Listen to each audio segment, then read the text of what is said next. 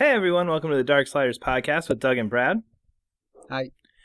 We are back. We kind of skipped a week. I'm not really sure why we skipped a week, but we kind of accidentally skipped a week. We were busy. No, that time actually I don't think we were busy. I'm not really sure how that happened, but somewhere or another we forgot to record an episode last week. So we got a little bit of a fuller episode this week since we got to go over 2 weeks worth of stuff. Yep. Not the worst thing in the world. No, not at all. But to start things out, Sony has graciously allowed us access to 2 different betas this week for some games I'm pretty excited about. So it's nice to be able to sit down and play these. So the first one, and I think this was in closed beta before they opened it up, right? Hitman? Yeah, this was actually I would have been a little bit miffed because in order to access the beta, initially you had to pre-order the game. Yeah. But now they just kind of offered to everybody on PS Plus, which is good for me because I didn't have a pre-order and I got a chance to actually play it. Yep. So what'd you think? I thought the Hitman beta was awesome. I thought it was really, really cool. This is kind of like when I was playing the Final Fantasy 15 Duscae. It's like, this is a beta of a single-player game, which feels weird. Yeah. But there's clearly some frame rate issues. There's clearly, it's like the AI was a little funny sometimes. Clearly, there's some like audio glitches. It's like that stuff that's just generally in a beta. Yep. So it doesn't have me too concerned. But I thought the gameplay was just really, really, really cool. I think especially coming up, we'll talk about the Uncharted 4 beta stuff a little bit later, but I think coming off the Uncharted 4 beta, I was just kind of looking for something different. And the Hitman beta really just kind of felt like Ground Zeroes. Not Ground Zeroes 2. Actually, probably wasn't as good as Ground Zeroes now that I think about it. But it was kind of that sort of like Ground Zeroes format where you kind of got this open-ended level that was kind of a nice chunk of like what you expect a bigger game to be. Well, you kind of got 2 levels because you had the boat and you had the army base. Yeah, actually, well, technically you had 3 because you had that opening. I thought the opening was like one of those like really cool jaw-dropping moments because I think the beta opens with he's getting dropped off on a helicopter on like the side of a mountain into this weird facility. Yeah. And they actually let you play that sequence. You're in like this kind of like nice fur coat and you can see the fur kind of billowing in the wind. And you just like in the middle of God only knows where. You just like turn around this gigantic facility and you walk into a hall and then it just turns to a cutscene. I thought it was kind of neat that they had that tiny little bit playable. Yeah. But yeah, the training, I thought that was really cool. How'd you like the setup for the training mission? Because you aren't actually playing missions. You're playing training missions that are also training missions within the universe of that game. Yeah, I don't know. It was weird. I honestly didn't pay too much attention to the plot just because I hate demos and plot and I don't want anything. So I honestly kind of just ignored the cutscenes because in my mind it's a demo. I want to know how this game plays. I don't want to know what the story is. I will figure that out when I get the game. And that's great. So the only story part I really remember is that these are kind of like memories or like old things that you're going back and looking at or something. And it ends with him going, your name's Agent 47. And that's all I really remember from the cutscenes. Well, yeah, I mean, the whole thing... Have you played Hitman before? I dabble. No, I'm gonna say no. I've played a Hitman game before. I just have not actually played Hitman, if that makes sense. Like I played like a few levels of it. I think I actually own all the Hitman games. I just never actually played them. Gotcha. Okay, so you're kind of in the same place with me. And playing this actually reminded me that I don't like Hitman. And I was really excited for this game, and then I remembered, oh yeah, because I played, I think, Hitman 2 back on the PlayStation 2, and I had one of them for 360. I don't remember which one. I think Absolution, maybe? Probably, yeah. And I had it for PS2, and I played like half of it and went, nah, I'm kind of done with this. And then I played it on 360, got like maybe 25% through 5 or 6 levels, something like that. I was just kind of like, I don't really like this. And then I started playing this, and I played it for half an hour. I was like, this is kind of fun. And then I played it for a little longer and went, I don't really know about this. Really? I guess because I want to talk about this one specifically because I don't know a whole lot about I've played a little bit of Hitman. The thing I actually remember about Hitman the most is I was so confused with the controls, and that was something I'm really glad they fixed with this one because everything was very context sensitive, so it would tell you exactly what your buttons were doing at what time, and I thought that was really. And it wasn't like super intrusive. We had like a really really kind of subtle UI system. So like it would only pop, the button would only pop up like if you really needed it at that point in time, and it made sense. Yeah. But yeah, what did you like about it? I feel like the game is pretty slow, which I feel like might be the you're nodding your head. Mm-hmm. Yeah, it's just I get bored. So like on that boat mission, the second time where you have to do it, and it's kind of like, okay, now do it however you like. I ended up following that damn guy around for like 5 minutes trying to figure out when should I do this. At what point should I actually try and do it? And I tried like two different things. Like, this is stupid. And then I realized there's a machine gun right here. If I just camp out here when he walks up the stairs, I can see him. And I stood right next to the exit button, shot him through a thing, and then hit the exit button. And that was how I beat that level. Because it was just, I got so frustrated by it because I was getting bored. Like, okay, I followed him around once. Okay, so if oh, nope, there's another guard there. Can't do it there. Oh, well, if I go here, oh, nope, there's another guard there. And every time I was just like, well, screw it. Just shoot him across the entire map and hit the exit button before anybody else runs over to shoot me. I see. I tried that, but to me, I don't know. It's just like one of those things. Like I like the idea of like being an assassin sort of thing. Like I kind of tried to play it to what made sense for that. So like because I did do that once where, I think it was the guy on the boat where I just kind of stood on top of the boat. I shot him real quick and I just hit the button for the. There's a helicopter on top. There's an exit button basically on top of it. So I shot him, hit the button, I was done. I was like, oh well, that wasn't so interesting, I guess, but. When I got to the second mission, which is the one where you're supposed to kill a guy inside an army base, did you like that one, or did you still have the same sort of issues with it? I mean, it's slow, and that's my issue. Is I don't like sitting here and looking for guard patterns and waiting to see is this guy going to move to the left or the right, or like can I sneak around the back? I don't know. I just get bored. So why is Metal Gear Solid 5 then? Because that's Ground Zero is probably the best comparison to this from like pretty much anything else. So why is Metal Gear Solid 5 okay and this one isn't? That one gave me more freedom. This one, as soon as I pulled out a gun, you're done. You know what I mean? I could go and I could trank guys, and I could trank these two guys, sneak around this guy, climb up and hide in this back part here, and then duck under something, and then run up to the guy, stab him, and then run back out. You know what I mean? Whereas this was pretty much you have to follow him, get him isolated, and then do whatever there quietly, and then quietly sneak back out. Metal Gear Solid, you could incorporate elements of those different things, whereas this is get the right costume, go to the spot, kill him quietly, leave. Yeah, I kind of felt that I did feel like Metal Gear Solid was just a better version of whatever this was. But I don't know. I kind of like that. I like that quiet. I like the thing that Metal Gear Solid 5 sort of had is that you were always an enemy to everybody. Yeah. But I like in this one that you can walk into a crowd and be okay. I like that sort of idea of being an assassin, just like quietly walking through, taking out the guy, and then like you're okay. Because I remember one time I was playing, I had killed the guy, and I was just heading towards an exit, and at some point they had found the body. So like I'm like walking out towards the exit, and all of a sudden you hear like, "Oh my god, he's dead!" And like the crowd starts going like ape shit and stuff like that, and I just like hit the button to exit. I was like, "Oh, that was pretty cool." Like I don't know. I like that. I'm okay with that sort of like quiet, methodical gameplay.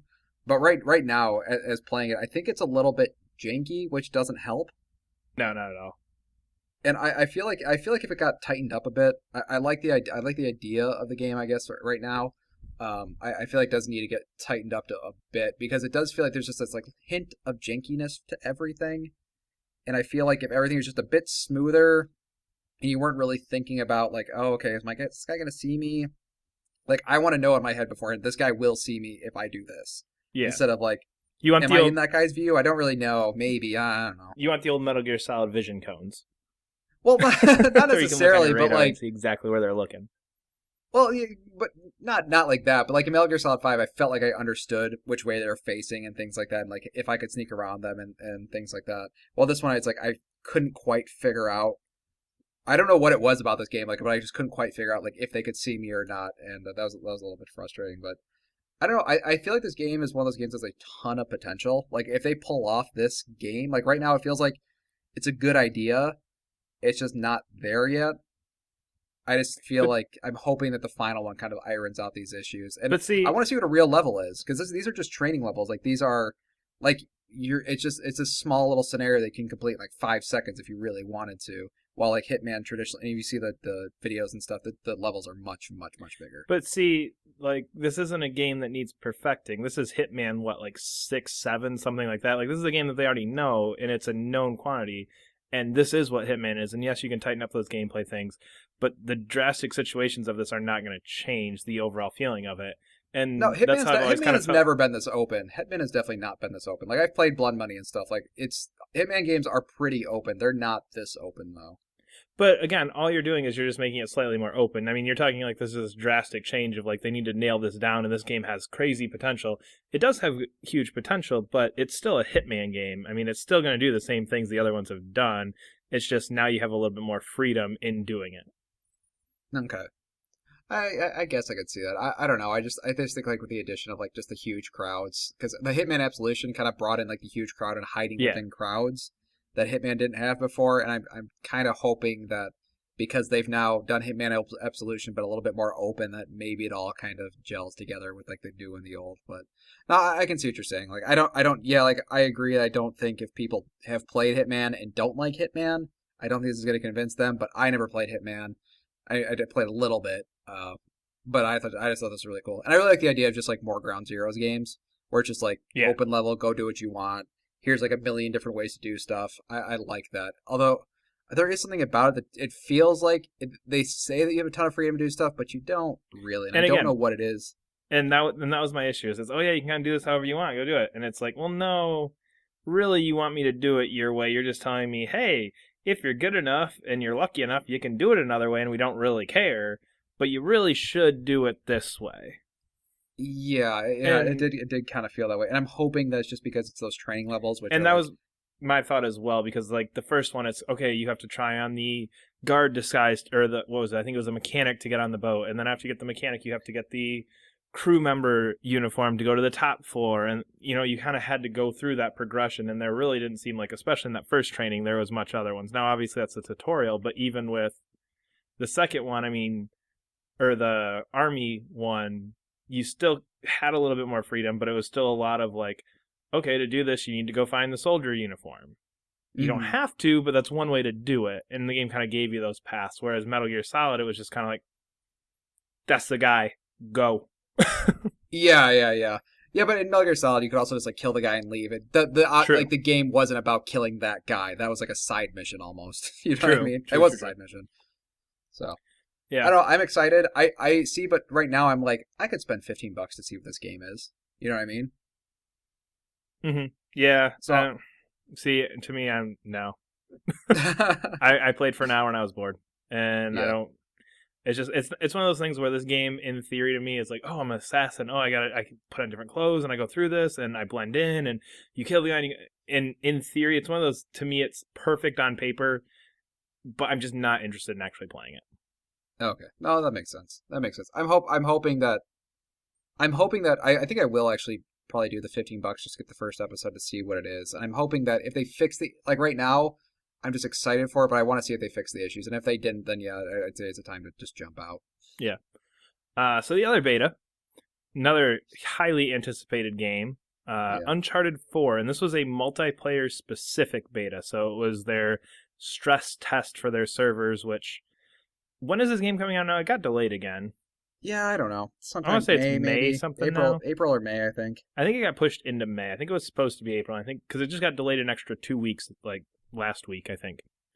Yeah. Um, but yeah, so it sounds like you were really good on the Hitman single player beta. How about the Uncharted 4 multiplayer beta? Now, How I about think you start? How about you start on the? You start on the Uncharted 4 multiplayer. I think we should preface this by saying neither one of us are huge multiplayer people to begin with.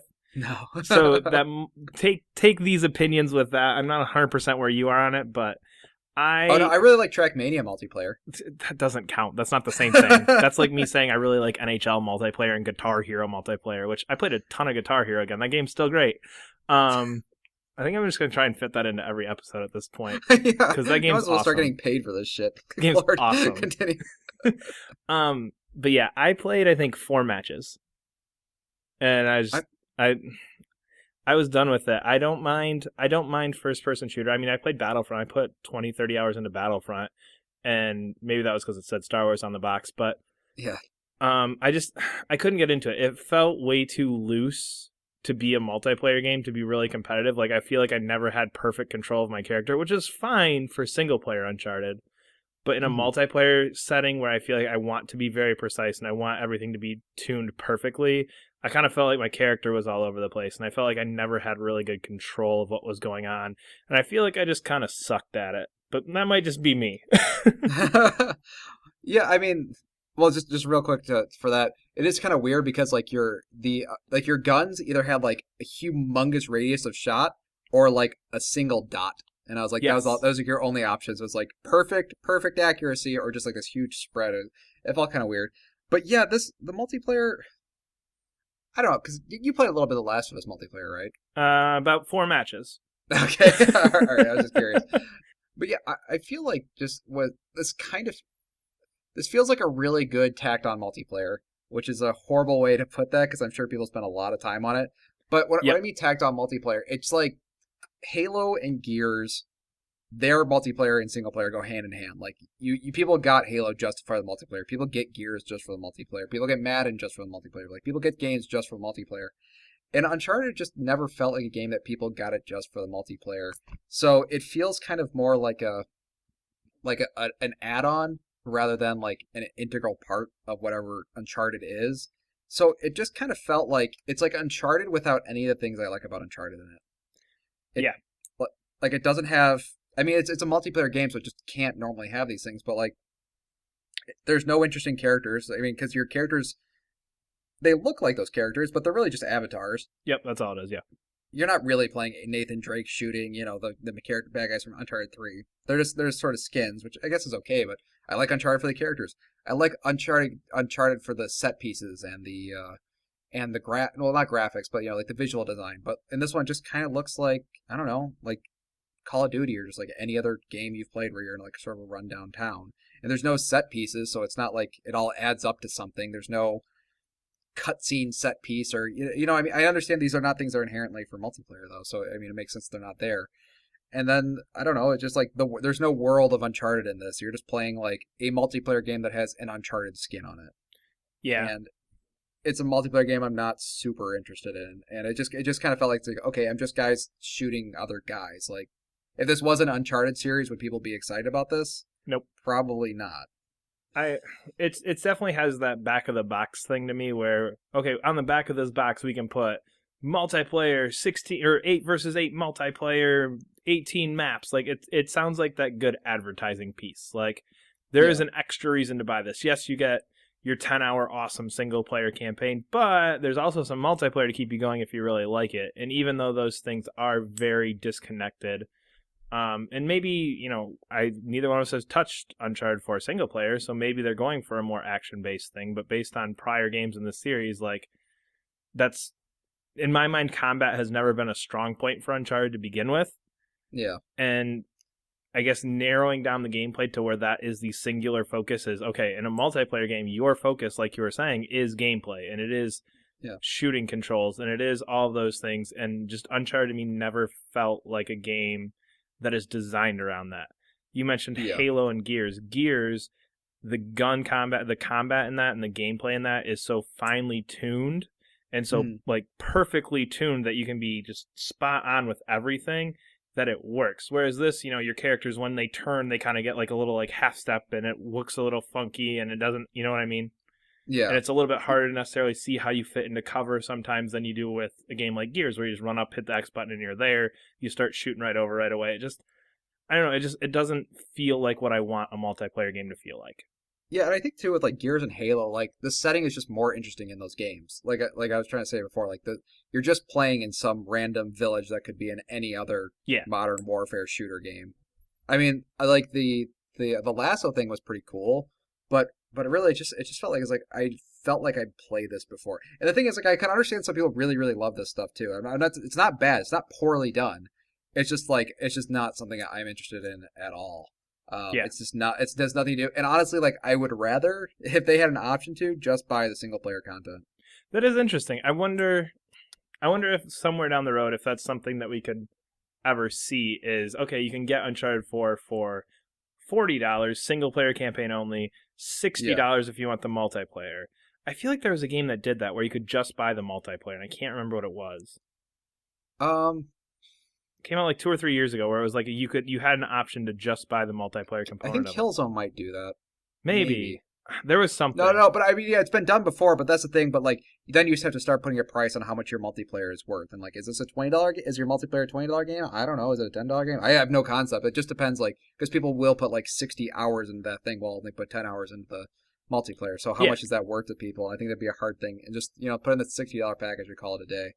Um, but I even felt it just felt really strange because even Last of Us, I think, tried to at least justify the multiplayer a little bit because you're like the Fireflies versus the uh not the Fireflies. I don't know who are they fighting? But I mean, at least there's some sort of like, okay, it makes sense as like a conflict in the Last of Us universe. Like, and that's why it's just like you build all these characters and then you just kind of make them quiet, and now they're just like weird.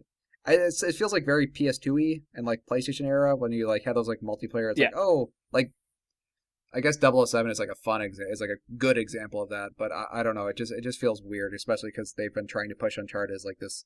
Realistic isn't the right word, but it's like these characters, this world, this story, and yeah, it's like this has none of that in it. yeah. And kind of transitioning from that with the multiplayer, you kind of didn't have any of that in there, and it left a really bad taste in my mouth. But oh my gosh, they put out a new trailer for this game, and it blew my mind. Yeah, the single player trailer. Yeah, of course. That looked awesome. And that's how I feel about this. It's like the multiplayer thing. I was like, man, I finally played Uncharted, and I'm not happy with it. And I've been waiting for this for like years at this point. And then I Hmm. saw the trailer and went, oh, I can't wait for this game again. Okay, that's all I want right now. Yeah, well, yeah, it's because like we didn't really play Uncharted. We played the Uncharted multiplayer, which is not what Uncharted. I mean, Uncharted 1 didn't even have multiplayer. Uncharted 2 did. There is like a small like group of people who really do love those multiplayer. So I'm sure they're excited. But yeah, that trailer is just like, oh, hey, that's Uncharted. That's the game I want. Yeah, Although, just to go back to multiplayer real quick because this I'm not going jumping too far back. But I was playing the multiplayer and I sort of forgot that I don't like Uncharted very much. Like I've yeah, played all the games. I have played all of them. I don't think I've beaten the first one. I got pretty far in it though. But I've beaten 2 and 3, and I like them. But I was like, I was playing I was like, oh, I remember. This is why I don't really like Uncharted because I'm just like shooting guys, and that's like, yeah, okay, well, I'm shooting guys with an interesting story, which is to me like, it's a good rental. And that like even but the story trailer was like, oh, that's awesome. But I was like, oh wait, the multiplayer. Yeah, I don't like Uncharted that much. yeah. And again, like I said, to me the gameplay has never been what I want Uncharted for. I want it for the story, the set pieces, the things you mentioned earlier, Hmm. and the multiplayer did give me that same feeling of like, oh man, that's right. I got to put up with 10 hours of this combat. Okay, well at least the story's gonna be great, and at least I'm gonna love playing it because everything else is awesome about it. Yeah, like the set pieces and stuff are really cool. But Yeah, I mean, are you excited? I mean, like thinking because we're gonna start talking about some other games. What of the games that are coming out soon? So I'd say like No Man's Sky is not coming out, but coming out this year is Uncharted 4 like your top? Like, is it in your top games that you're excited for, or do you have like a long list of like games you'd rather spend $60 on? it's towards the top. No Man's Sky is for sure number one. Yeah, I don't. In my mind, I'm drawing blanks on lots of the holiday releases, but yeah, it's up there for sure. I'd say it's probably top five for sure. yeah, It is something that I'm really looking forward to because again, I played through all three Uncharted. I mean, I've mentioned before I got a PlayStation 3 very late, and I got all three of them right at the same time, and in like a week and a half, basically blew through all three Uncharted games. yeah. Loved them; they're great. Combat's in it, but no, this is a game I'm really excited for. Oh, okay, all right. I'll probably borrow your copy in 5 months. That sounds like a plan. Yeah. So we kind of already started with news, talking about that trailer a little bit, but there's a ton of news going on last week, because we missed a week. But we kind of tried to break this down into categories because otherwise it was just obnoxious to look at. So we're gonna start talking about some Sony news because they had a couple cool things that they announced and kind of didn't announce.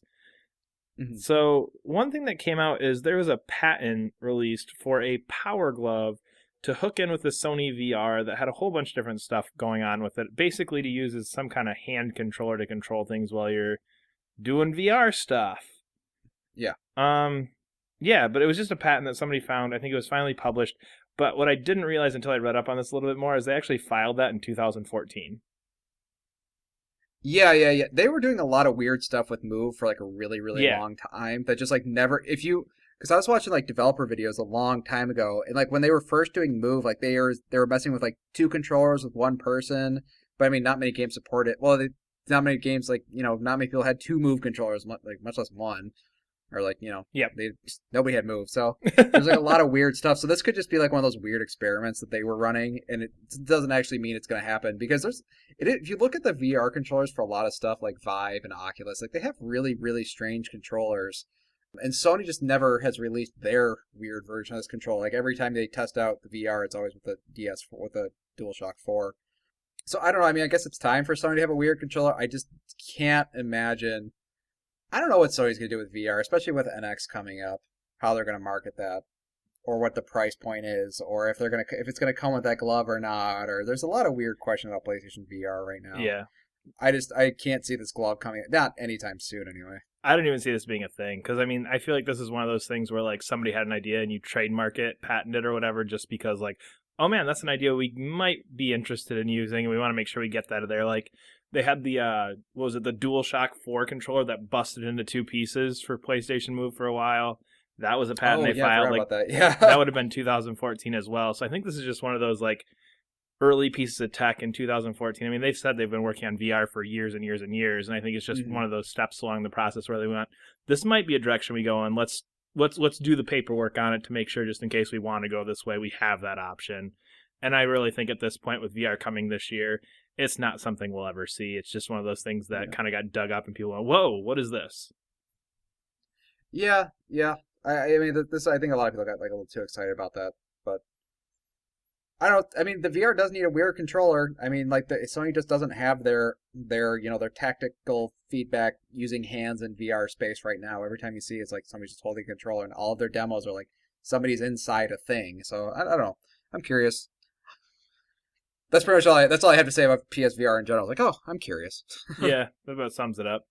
Speaking of awesome things, well, I don't know. That was a horrible segue. Anyway, that was a really bad segue. Shit. Well, let's do that over. No Man's Sky is great. No Man's Sky. That was a much better segue. Actually, you know what? I was trying to sort of lead you into the last one because, like, hey, Brad, what else are you excited for? No Man's Sky. Let's talk about VR. God dang it, Brad. But you got to go based on the list. But anyway. That's true. There's a list of topics here, and No Man's Sky came after the Power Glove. So yeah. you got to follow the list. But anyway, No Man's Sky. We finally have details. June 11th, I think. I forgot to write down the day. Anyway, it's June. And it is going to be a $60 release. Yep. Does that change your mind at all? No. I was kind of hesitant. I've been kind of like weirded out a little bit by, I guess, Sony, how they've been. You know what it was? I think everybody freaked out about The Witness being $40. Yep. And then everybody played The Witness and goes, that was absolutely worth for. Like I finished The Witness and I'll talk about it next week. I'll do like an official review of the Darksliders, But that game was at the end worth $40.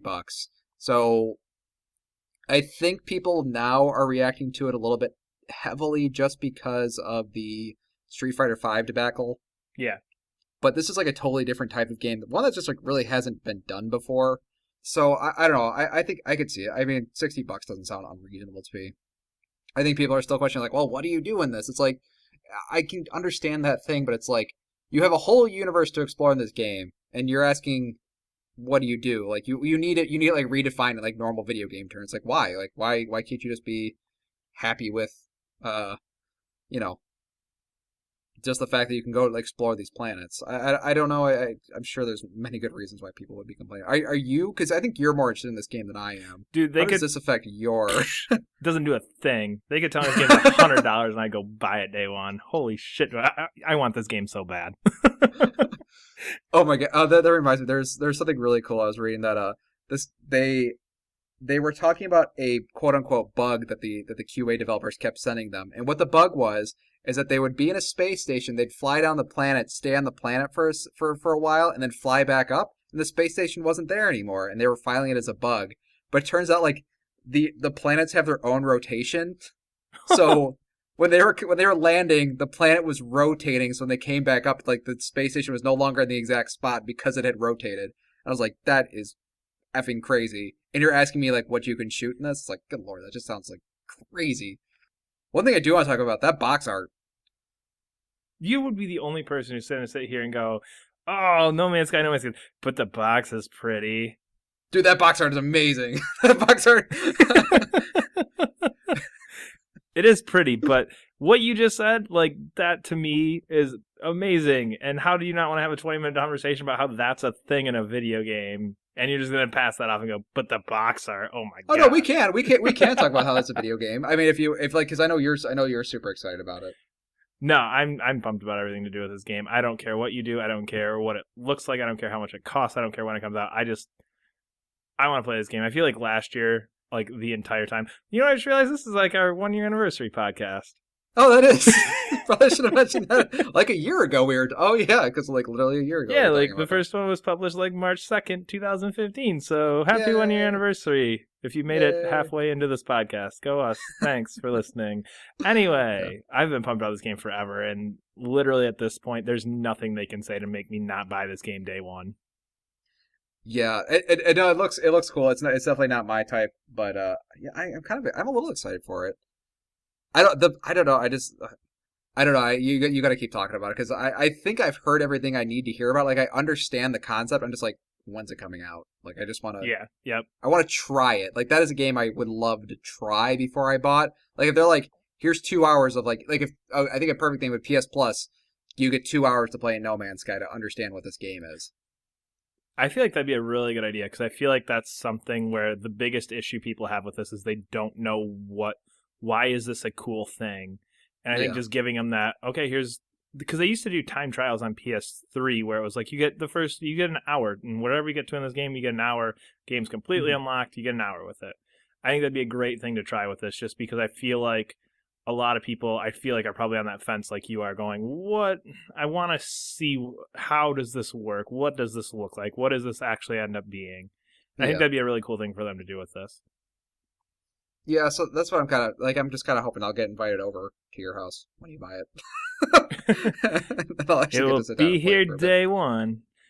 Yeah. Yeah, I'm more excited for like games like Trackmania. Abzu is one that's like super on my list. I got a few above this one that I'm like really just like the game. Like if you're like I'm gonna buy the game immediately, the ones on my list is Abzu. It's not our list. We'll talk about it a little bit, but it's the game by the creative director of Journey, and it's set in underwater, and you go around swimming and like touching sea creatures and stuff. Which is weird because like you can do that in No Man's Sky, but it's like the entire universe. But this one's like I don't know. There's just something about touching sea creatures that you're all about. Yeah, I don't know. So I don't know why that game has me super excited when No Man's Sky is like, that looks kind of cool. That looks kind of neat. I will get No Man's Sky eventually. I'm sure, especially if it comes out. I'm really afraid how people are going to review it though. Because I don't care. So random. I feel like some people you can have. I think there's a high potential to have a miserable time just because of randomness. I don't care. It's going to be awesome. I don't care. Like I said, there's nothing. This game could come out and get a 20 on Metacritic, and I would buy it day one. Are you going to get that super limited edition one with all the cool shit in it, like the art books and the spaceship and stuff? I looked at it, but I feel like that stuff just ends up sitting on a shelf, so I can't really justify. I think it was like $90 or something. It was a significant amount more, and that stuff just ends up sitting on a shelf, so I don't know. I considered it for a second. I haven't pre-ordered yet because I couldn't decide. You couldn't decide whether or not to pre-order or whether or not what edition you wanted. No, I couldn't decide whether or not I wanted to add that extra $40 worth of stuff. I had both open on Best Buy's website going, man, which one am I going to pre-order? And then I just closed and said, I'll deal with this later. This is way too big of a problem to answer on a weekend. It's a life-changing decision. I thought you were really hesitant because like when we started, because I knew you said you hadn't pre-ordered. I was like, oh, you must be really hesitant. Something about this game you didn't like. You're like, no, I just don't know how special edition I want to get. Exactly, that's the issue. Moving on here, something we don't talk a whole lot about are sales numbers and what is it, NPD and all that kind of stuff. But this one really took me by surprise, so I wanted to talk about it for a second. Mm-hmm. Sony released their digital numbers from the PSN for February this past week. And somewhere or another, Firewatch was the best-selling digital game on PSN in a month that had Street Fighter V release and Far Cry Primal, which is crazy to me.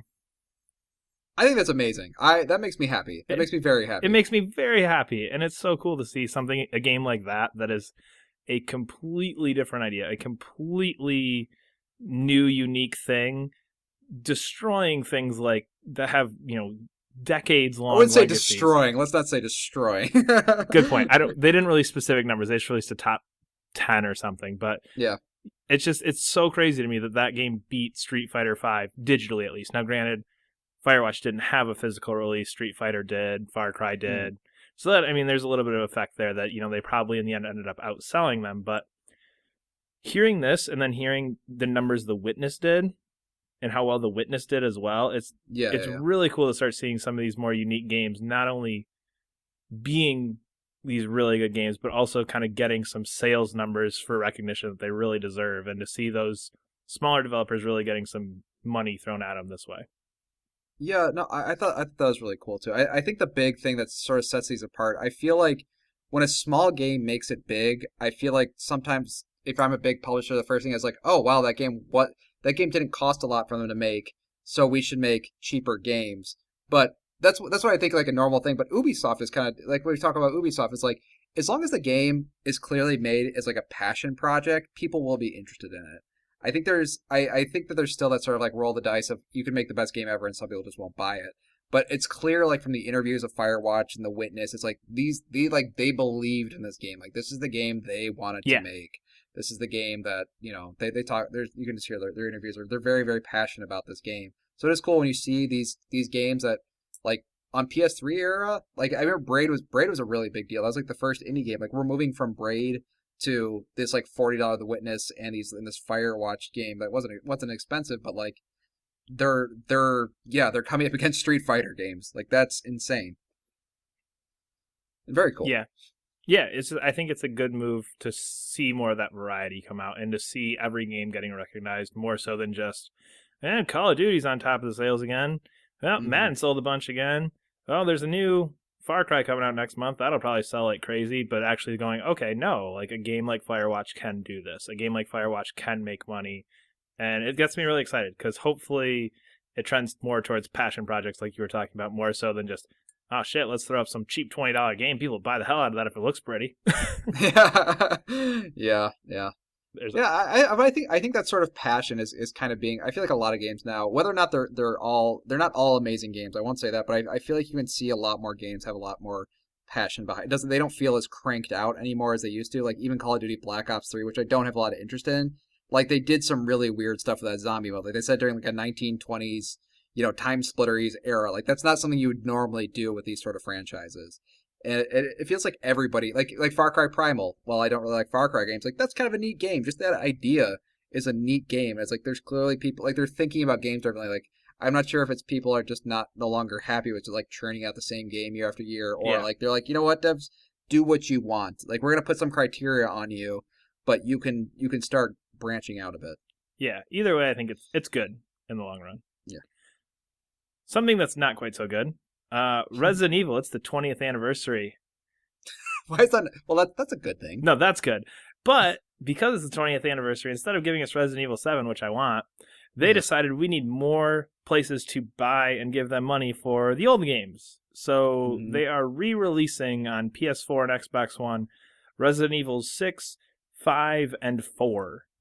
And 6 will be out March 29th, so later this month. 5 in the summer and fall in the 4, so they're going backwards chronologically, which bothers me. But yeah, Yeah, well, they're going backwards chronologically because fourth is clearly the best one. well, yeah, and just because you haven't already bought it on GameCube, PS2, Wii U, Xbox One, and every Xbox One, PS3, PS3, yeah, uh, I think X literally 360. every system since the GameCube. I think I'm pretty sure.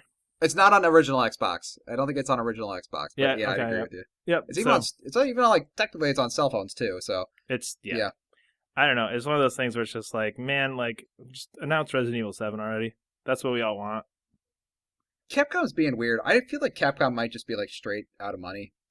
Like I Yeah. feel, especially after like the DMC and Lost Planet 3, like they were trying to like branch out and try to find like cheaper third party developers, and the fact that they needed help with Street Fighter 5. These just feel kind of like we need money moves. What is the next big Capcom release? Do they have anything coming out later this year that we know of at this point? I'm thinking. Because I got nothing. There's no Resident Evil. Street Fighter just came out. Yeah, no Dino Crisis, no Onimusha. One day. No, Someday. and that was actually that big game they were going to release with initially. What was it? It wasn't Dragon's Dogma. It was oh, what the hell was it? It was kind of like that Dark Soulsy game. It was that I think. online multiplayer Dark Soulsy game where you went through like randomized dungeons and stuff. Oh yeah, Uh, yeah. that they've basically been super super quiet about since they announced it, and they're like, now it's a multiplayer only game, and like have not said a word about it since. So I don't know what that means. Maybe they got some secret NX projects going, or I have no idea. We'll get to NX. Calm down. Um, kind of some shorter stuff here. Battlefield 5 probably getting an October release, and rumor has it it's set in World War One. Yep. Are you excited for these games to go historical again? Do you even give a Uh, crap? I'm less excited for them going historical and just excited that there's a game going to be set during World War One. World War One is like a really creepy, weird war, Yeah, and I don't know how they're going to be, especially because like I keep mentioning Black Ops 3, like how they messed with sort of how they've been messing with that franchise, and Battlefield I feel hasn't really messed with the franchise in a while. You know what I mean? So this could be that game that they sort of mess with the franchise. Like if they're doing World War One, but are they just doing a normal World War One? Are they going to do like, is it going to be alternative history, or like World War One kind of means like, okay, people are clearly done with modern warfare, and we're done with modern warfare for Battlefield. We can't do advanced warfare because everybody's doing advanced warfare now. So let's find a different war we can yeah, exploit. yeah. It is interesting how these games go in chunks because it was World War II, and then it was the slightly distant future, and yeah, you kind of got to figure out where they're moving on to. Because I mean, we've had modern warfare since what, like 2007 ish. Yeah, and Battlefield 4 was still kind of modern warfare-y. Yeah, very much. And then Yes. clearly Call of Duty went to Advanced Warfare with Black Ops and Advanced Warfare. And yeah, I just feel like they're trying to find their thing that makes them, new and different and cool. Yeah.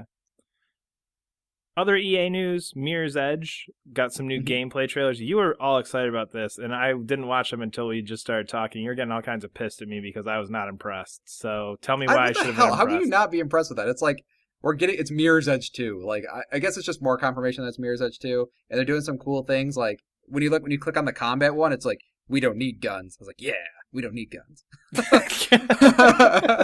So the game itself didn't matter to you. It was the fact that they said we don't need guns, and you went, Well, it's not that yeah. we don't need guns, but it's like it's just shaping up to look good. Like to me, I'm more excited for that than I am for Uncharted 4 or No Man's Sky, just preference wise.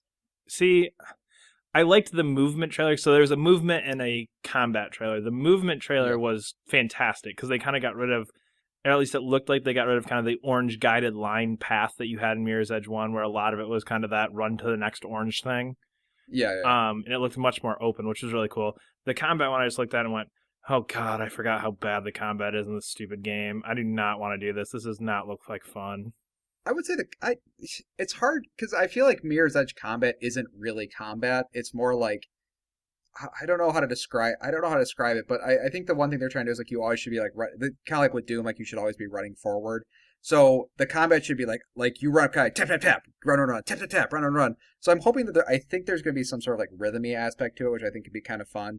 It is kind of hard though to show off combat in Mirror's Edge because it's not what the game is about, but it does No, sort of need it because you do need to it's a mix up game. just running after a while. So I don't know. I'm excited. I'm curious how the combat will work because they're clearly doing something different from the first game.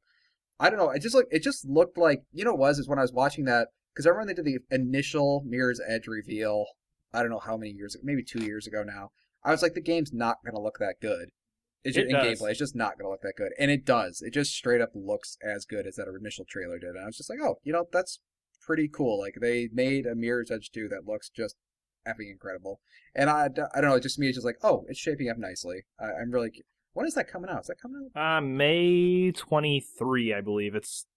Yeah, I was looking at pre-orders this morning with No Man's Sky, and Doom is May 14. I believe that's May 23, Ah, 21, something shit. like that. It's like a week after Doom. Oh. I like Mirror's Edge a lot, guys, but Doom's You're Doom. an adult, buy both.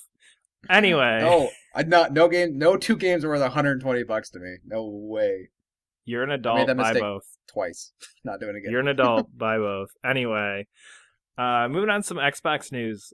So Quantum Break is coming soon, And with that, Remedy has trademarked the phrase Alan Wake returns, Mm-hmm. which means there's probably more Alan Wake, which I am super I didn't really excited play about. Alan Wake, so you're going to take this one. Alan Wake Should I be is excited? Yes, Alan Wake is amazing. You should of course be excited because Alan Wake is amazing. And apparently there's a rumor going around somewhere that I read that there's some kind of like hints at Alan Wake and Quantum Break. I didn't read anything specific, but something kind of Easter eggy in there. So hopefully this means Alan Wake's coming back, and that might be the thing that pushes me over the buy an Xbox One line. What? Okay, continue with the rest of the news. Well, you save that sentence. Continue with the rest of the news. In the Xbox front. What do you mean? No, because you said that would push you to get an Xbox One. Yeah. But keep. Let's go to the next item. What's the next item on here? Is this? This is your Conquer thing that you're so pumped about. Oh, okay, never mind. We'll talk about that later. But you said it's no, but you said it's pushing you to an Xbox One. I guess we might as well like move this item up. But Xbox One, like, it's very clear at this point that they're going to be releasing almost, if not almost every Xbox One exclusive to PC. Yeah. So, you're saying, oh, this is going to push me towards an Xbox One, but is this pushing you more towards a gaming PC that you could hook up to your TV? Hell or no. Something? What do you mean, hell no? How much did Xbox One cost? Oh. How much a gaming PC cost?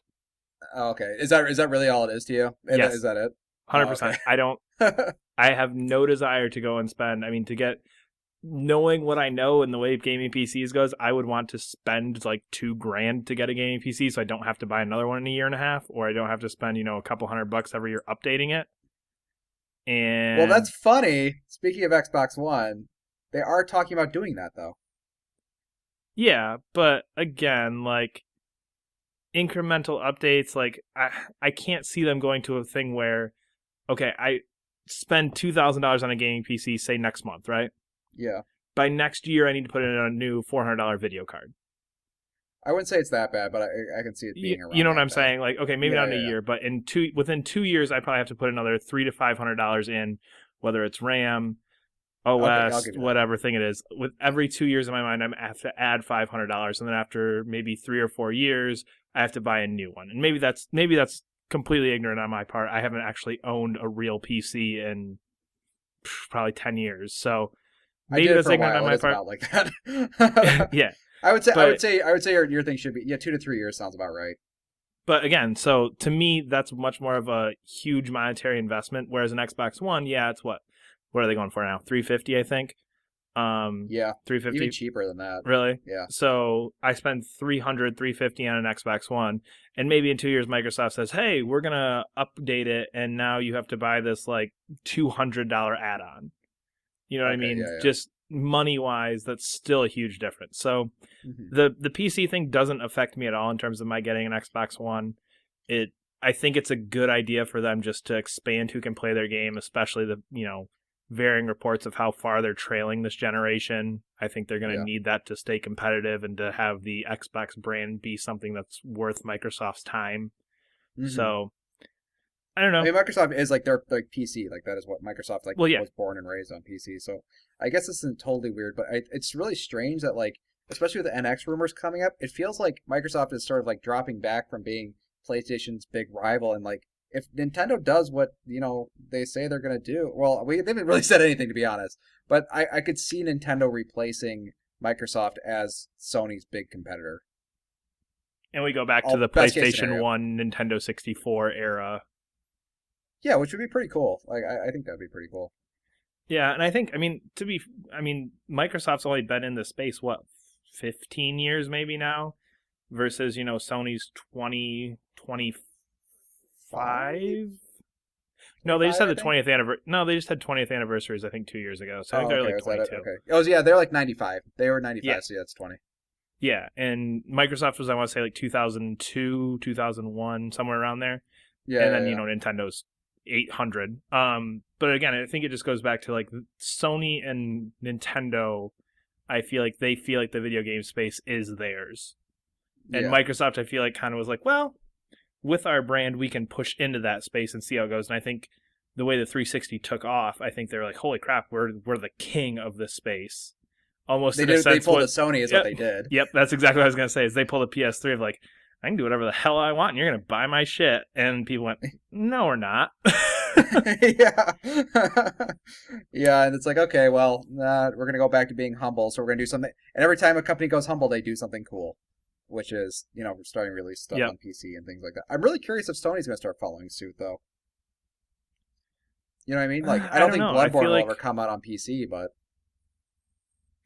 but I'm curious to know, just because it is a Microsoft-based system, and with all the connections they wanted to go with PC crossover and everything to begin with, because they did a little bit of that with the 360, how similar like coding for it is with with Xbox One versus PC and PS4. Like, I don't know any of that technical stuff. yeah. Yeah, and Xbox One actually runs Windows, which I thought was really strange. And again, like having that already in there, it has to be a much easier crossover than maybe doing something from Sony's OS and Sony's hardware systems. And I feel like if I talk any more like this, I'm going to start sounding real dumb. So You should really stop. yeah, I'm going to stop right there. Yeah. No, I get you. I don't think it'd be difficult because they made the PS4 and Xbox One really easy to develop for. Yeah. By having really similar to PC hardware. I think they could absolutely do that, but would they is the question. And there's always this thing with like PlayStation loves to code to the metal, and they do a lot of stuff that's very specific to their system, so they're really hard to emulate and things like that. It's actually a lot of that stuff. If you already some really interesting articles, it's HD re-releases. From PS3 to PS4, like the Uncharted collection, they had to do a lot of crazy stuff because a lot of that was coded specifically for PS3. It just didn't work on other systems. So they had to go back and recode a lot of stuff. So, yeah, I don't know. It's kind of interesting to me, but to me, it's pushing me more towards getting a gaming PC than getting an Xbox One ever. Or maybe I'll get an Xbox One Plus, but in the back of my head, I'm like, I'm just gonna get an NX over either of them anyway. Yeah. Speaking of NX, let's talk Nintendo. Wait 1 sec. Can we talk about Young Conquer real quick? I don't care. Go for it. I know you don't, but this is effing hilarious. It's like, real quick. So Young Conquer's released. Young Conquer is a HoloLens game that was actually a different HoloLens game that was like some like weird alien game that was like they jumped around your room and stuff. And then they just put Conquer in it. They just put a Conquer skin in.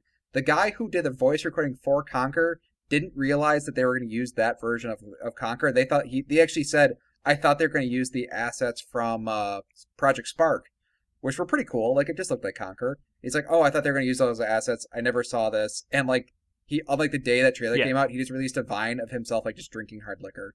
Like, like it's just clear like this is just not anything anybody wants. It's just so funny because it's like every time there's an Ape Escape announcement, it's for some stupid mini game thing. It's like, yeah, that's how it feels. That's how it feels, guys, when there's a franchise you really like and they keep releasing like stupid puzzle games or card games or just not that game you want. That's all I have to say. Well, thank you for that in-depth analysis.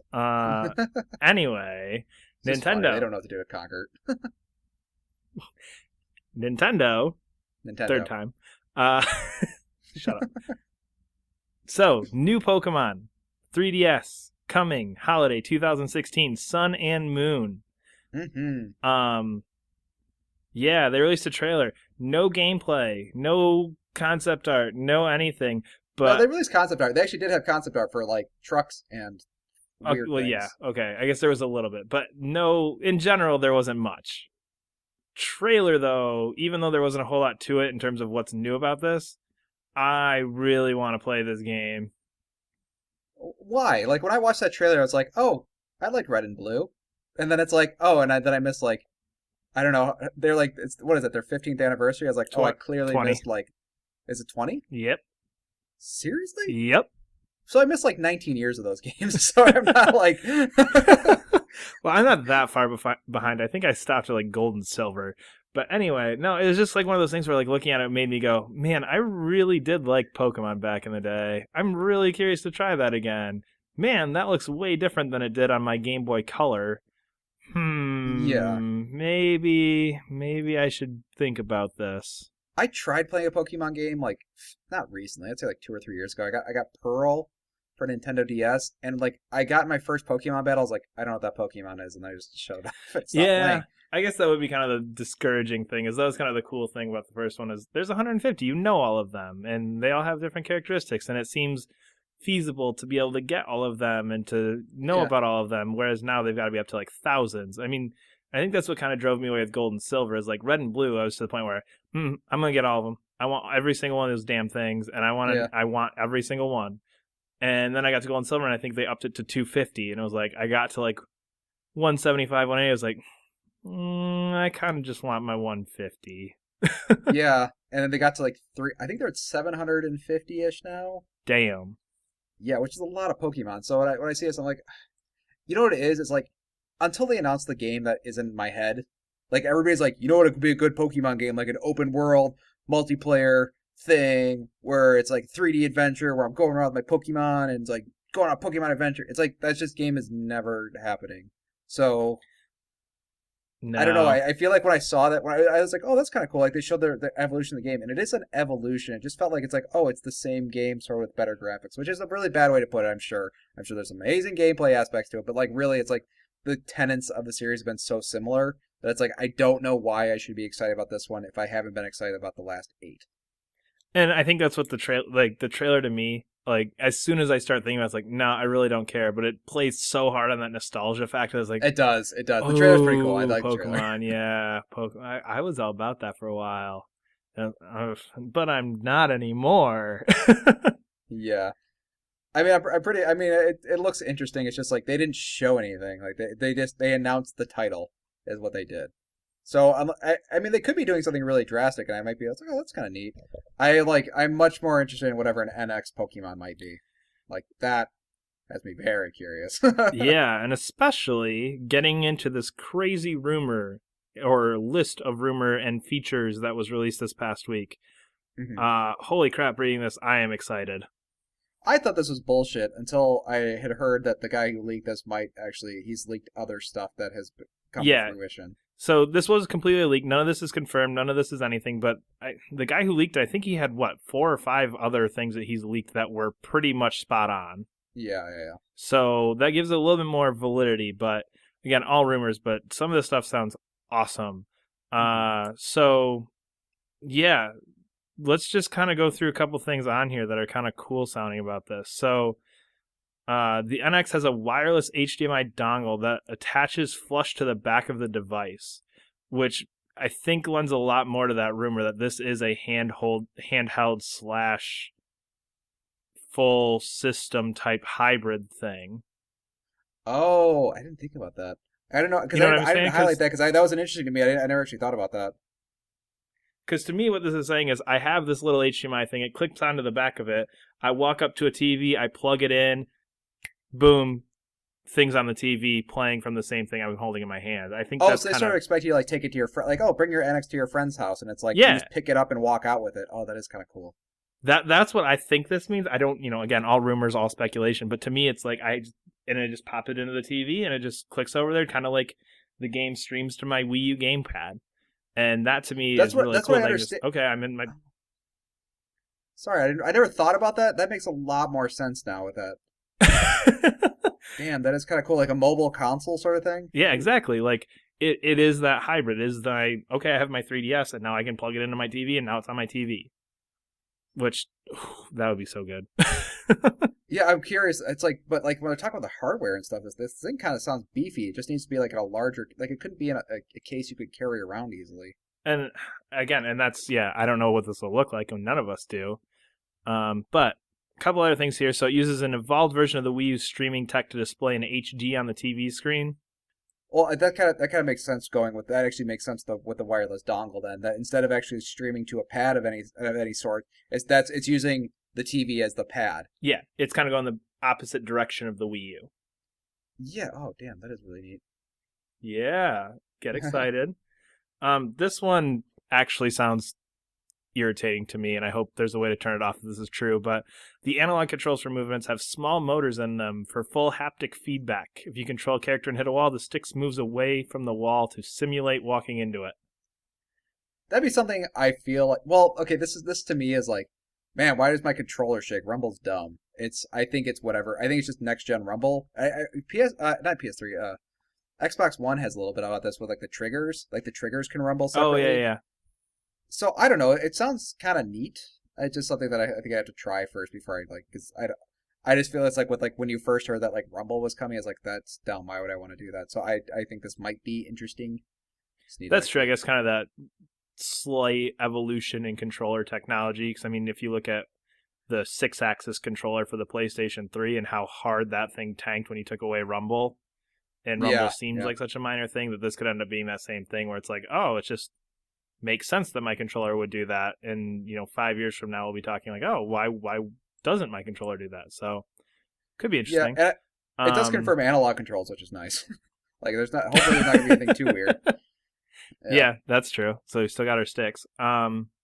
Closest in terms of hardware specs to the Xbox One.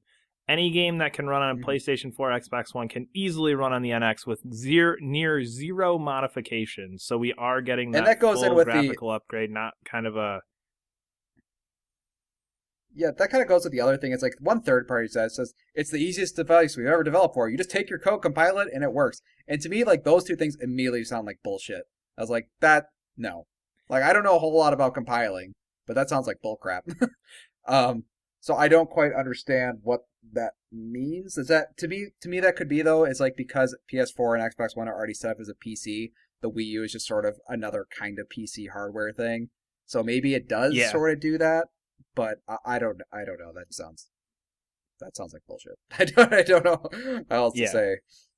But I like the fact that it's at least similar to the PS4 and Xbox One. Who knows if it's a Oh step yeah, above or a step below, but I think they kind of realize the Wii U and the Wii, they're, as much as nobody wants to admit it, there is something for having a pretty powerful console. And I don't think anybody at Nintendo wants to sit here and go, well, that's part of the issue with the Wii U. But I think in the back of their minds, they know, like, that's part of the issue with the Wii U. yeah. Especially when it's still kind of a similar price to PS4 and Xbox One. Like a powerful console is kind of yeah, it is kind of cool, and I kind of want to. And there's clearly some Wii U games that were kind of hindered by being on Yep, Wii U, like Xenoblade Chronicles X. Though game looks amazing. It's like I can't imagine how more amazing it could look if it was on exactly. on something. That game does look crazy though. That would be like the best looking Xbox 360 PS3 game Oh, ever. for sure. So I don't know what sort of black magic they're doing to make that game good. This one's just fun because I love this name. The operating system is named Nintendo S. Of Because, like, course it is. Nintendo with the O and the S capital, that just made me really happy. Of every single rumor on here, that one I believe the most. Oh, that one I believe 120%. That was day one. That's like, we're going to make a new console. Let's call it the Nintendo S. And everybody in the room went, we're taking a 2-week break. That's too good. We can't beat that.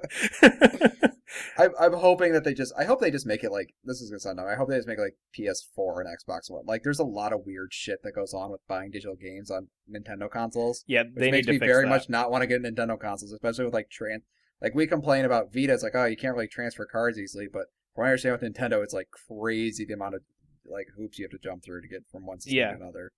Yeah, the process of transferring all of your whatevers from the Wii to the Wii U is about a half hour to 45-minute long process, and it's a pain in the ass. Oh yeah, you did do that. Yeah, that's what I'm saying. Like, it should be just like I logged in as me. Yeah, Where's all my no, games? The end. And no, it's a I'm assuming pain. that they're going to do something like that. Yeah, it does say on here it has very strong networking functions and ties to multiple devices and services. So whatever that means, who knows? But I don't know. Reading all this stuff, are you still like? What are your thoughts? NX, where you at? I I am I was going to buy a PlayStation VR, but if these rumors don't have me really excited, but the next rumor actually kind of does, and I'm kind of curious how Nintendo's going to market this one because I think everybody's sort of shocked that the For the Gamers thing worked really well for PS4. Like they're Mm-hmm. like, we're going to target the hardcore audience. It's like, well, that's a weird thing to do like Yeah, this day and age is to target hardcore audiences. So I'm really curious because Nintendo's sort of done like we're the family console, or we're the young family console. They made it pretty clear in their commercials and things like that. Like this is not for us. This is for us 2 years or 3 years from now when we have kids. Like this is like the family console sort of thing. But if they start marketing this as like this is everybody's console, like this is for kids, this is for teenagers, this is for 20 somethings, this is for people with kids. I'm really curious if they're gonna do that. So it's gonna come down to what games they're showing, and with the Nintendo Direct, like if it's anything like the Nintendo Direct, I'm not gonna be interested at all. well, we'll get to that in a second because that Nintendo Direct Yeah. felt like shit, we have to announce something and we can't. And I don't remember who it was, but somebody specifically came out and said, we're not talking NX in this. I'm sorry, it will not be here. Don't get your hopes up. And I Yeah, think yeah, yeah. it felt like that, like, oh crap, we've got like 4 months before we're announcing this. We got to say something. We do this all the time. Yeah. What garbage do we have to throw out there that maybe somebody will be excited about? But we'll get to that in a second. Yeah. You were talking about how they market this. I really think if it's that grab and go with the wireless HDMI dongle and you just plug it into a TV and go, this will be the console for everyone. Your kids, Yeah. put it in the car, they get out of the car, they come in. You're going to work, you're on the train, you're on the bus, take it with you. You're going on a trip, it goes on the airplane with you, and you have your, essentially, if it runs at a PS4 level, you have your PS4 with you at all times. This is the Yeah, yeah. console that is with you, and I feel like that's a way you can market this that's going to differ you and separate you from PlayStation 4 and Xbox One. Yeah. It's exciting. It sounds exciting, but the thing is, like, the thing that nobody's talking about. We can talk all about hardware, like all we want. Like, nobody's talking about the games. So like Um, they're keep like as much as this stuff is leaking, they've kept those games on lockdown. okay. Nobody knows what's coming out for this, but we have some Speaking hints. speaking of that, so rumor has it Beyond Good and Evil 2 is an NX exclusive with Nintendo funding it, kind of in a way they did with Bayonetta and what Sony did with Street Fighter. Yep. Um, and yeah, they've got these games all locked tight, but if you think about Nintendo right now, we know nothing about what they have in development. Yep.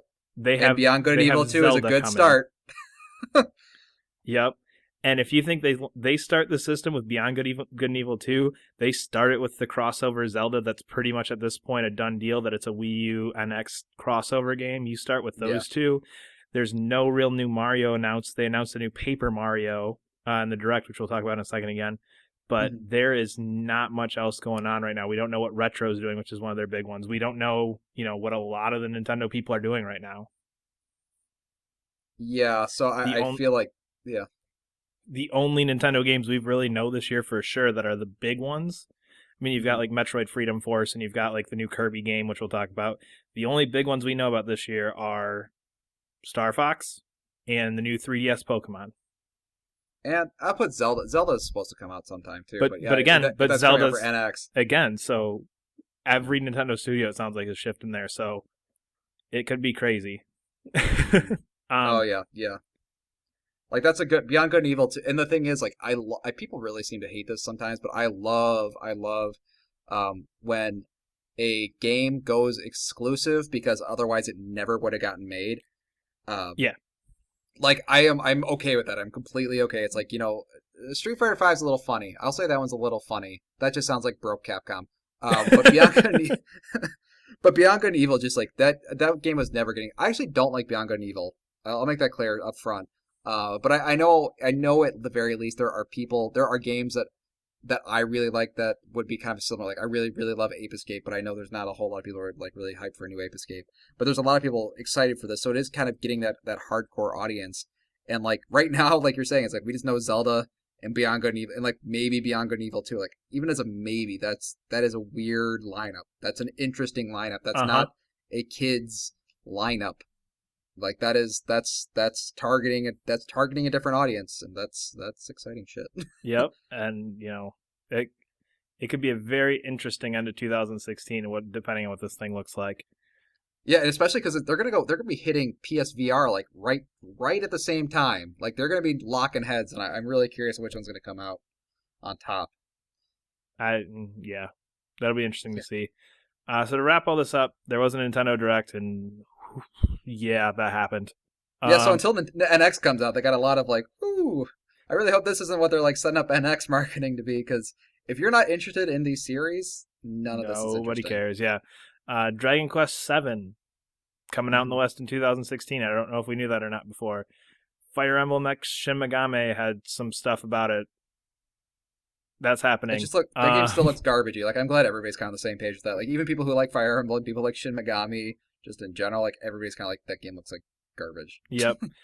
Star Fox Guard, which is the new name for Project Guard, which I feel like was announced like day one Wii U announcement. I thought that actually looked kind of fun. It it looks, you know what, and I did too. It looks like Captain Toad, where it's that kind of like Oh yeah. that like game in a game that like people are gonna be like that was really fun, and it's got a like surprise Nintendo hit written all over it. Like Yeah. Star Fox Zero does look pretty cool. Like that one, I'll say is like of the games coming out from Nintendo. Star Fox, kind of, I don't know. I was kind of like, I'm this excited one. about I was Star like, that Fox. was kind of neat. Yeah, I'm excited about Star Fox. There's a new Paper Mario coming. No surprise Yeah, there. that one's weird because it's actually a sequel to what is Sticker Star, which is the one that people don't like. Yeah. So I think there's like a lot of hesitation for people who really love Paper Mario. It's like, oh, a paper console. Oh, wait, crap! It's a sequel to the one we don't like. Dang it. And then they ended with Kirby Planet Robot, Which looked like a Kirby game, but which he are gets fun. a robot. Yep. And that was the Nintendo Direct. No, I'm sure some of these. Yeah, a lot of those announcements are really strange. But to me, to be fair, that Direct has me more excited for the NX. It's like clearly they're just trying to clean out Yep. the last games. Of like we have some really good stuff. Because I mean, think about it. Like Nintendo might have something like Microsoft has Quantum Break, PS4 has Uncharted 4. Like I'm wondering what like a Nintendo graphical showcase is something we have not seen since like GameCube era, and that was Rogue Squadron. So I'm really curious, like what the technical showcase is, Yeah. and like It'll be what everybody's actually pushing their assets and stuff to. Yeah, and I think that's the best way to describe this is let's clean out the rest of what we got for Wii U. Let's knock all that shit out, and let's start getting people focused on NX when we do a Nintendo Direct in a month or two, or even E3 in 4 months. So yeah, I think that's kind of what this was, and it's got me excited because at some point Nintendo needs to make money, and looking at this list, none of these things are going to be making money for them. No, there's a lot of games. They announced a lot of games there. I was like, that's a lot of games that I think are like really, really, really nichey. Yeah, but anyway, that's it for this episode of the Darksliders podcast. Thank you all for listening. You can follow us on Twitter at Darksliders_pod. Follow us on YouTube, iTunes, SoundCloud, Twitter, and other things of the similar nature. But we will be back hopefully next week if we don't forget to record again. Thanks for listening.